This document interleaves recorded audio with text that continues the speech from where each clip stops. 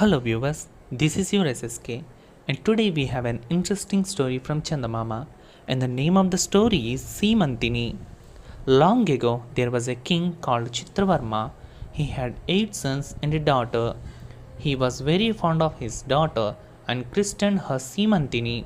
She grew to be a beautiful woman.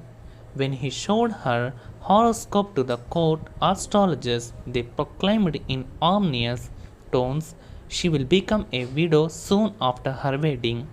The king became downcast at this prediction and kept the news from his daughter, but somehow she got wind of it. On the advice of her mother, she fasted on Mondays and worshipped Lord Shiva every day of the week to ward off the evil in the prediction. Some years later, the king celebrated her wedding with Chandragada, prince of Nishadhapur. The king was so fond of his daughter that he persuaded the newly wedded couple to stay with him at the palace. One day, Chitrangada went out on a river picnic. When the boat reached mid-river, a strong gale aroused the frail craft and downing all miraculously, Chandragada was rescued by some mermaids who took him to their underwater palace. Nagavarma, king of the undersea kingdom, received Chandrangada hospitably because the latter was the son-in-law of his friend Chitravarma. In the meanwhile, Seemanthini grew to hear of her husband's untimely end in the river. She gave up all joys in life and began to spend her time in prayer. After some time, Chandrangada wished to return to his land. At once, Nagavarma, king of undersea kingdom, arranged a passage through the river for the safe return of the prince to the land of the mortals. Seemanthini was overjoyed to see her husband alive again and thought that her fasting and constant prayer to Lord Shiva was yielded fruit. Then Seemanthini went to Nishadhapur with her husband. There also she did not forget her daily rituals of prayer and fasting on auspicious days. On each Monday of the week, she invited married couples to the palace and gave them many gifts. Her fame as a virtuous woman spread far and wide. In the land of Vidarbha, there were two young Brahmins, Somavant and Sumed.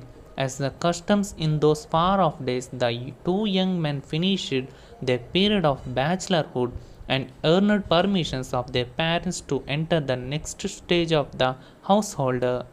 The parents were poor and therefore could not arrange for their marriage. You see, in those days, men had to pay dowry to the girl parents before the offer of marriage could be finalized, not as it is nowadays. So the parents sent their sons to the king to seek financial assistance in the matter. The king heard their plaint and advised them to go to Seemanthini at Nishadhapur. But sir, protested Somavant, Seemanthini will give gifts only to those who are husband and wife. We are two bachelors and we will never be admitted to her presence. Then laughed the king, go as husband and wife. Now the king meant by his no more than a joke, and he never for a moment believed that the two young men would take him at his word. But they took the king's word seriously. So Somant donned the garb of a lovely maiden and posing as husband and wife.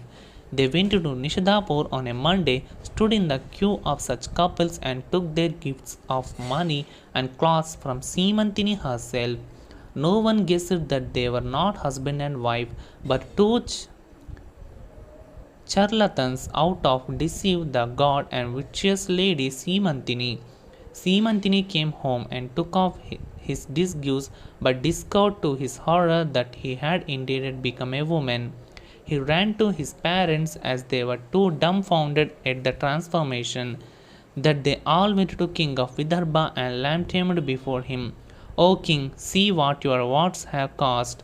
Now what is happened to me? Wailed Somavat. The king was struck by guilt that his innocent advice should have caused such a great havoc in the young man's life. So he retired from the court and spent his time meditating before Parvati, the divine mother. She appeared to him in a vision and demanded to know what had happened. Then the king related the mischief caused by his words and requested her to change Somavat back into a man. The goddess Parvati replied, O king, what you ask is clearly impossible. Seemanthini is a virtuous and chaste woman. When Somavat and Sumed appeared before her as a husband and wife, she thought they were indeed what they claimed to be and accordingly gave them gifts. Her chaste thought thus made permanent what was a base deception on the parts of the brash young men. This cannot be undone, so let them live happily as husband and wife. The Somavant became Somavati and in due course married Sumed. A chaste and virtuous wife can move even mountains and seas. Seemanthini, with her devotion and steadfastness to her husband, is brightest example of chastity winning over all.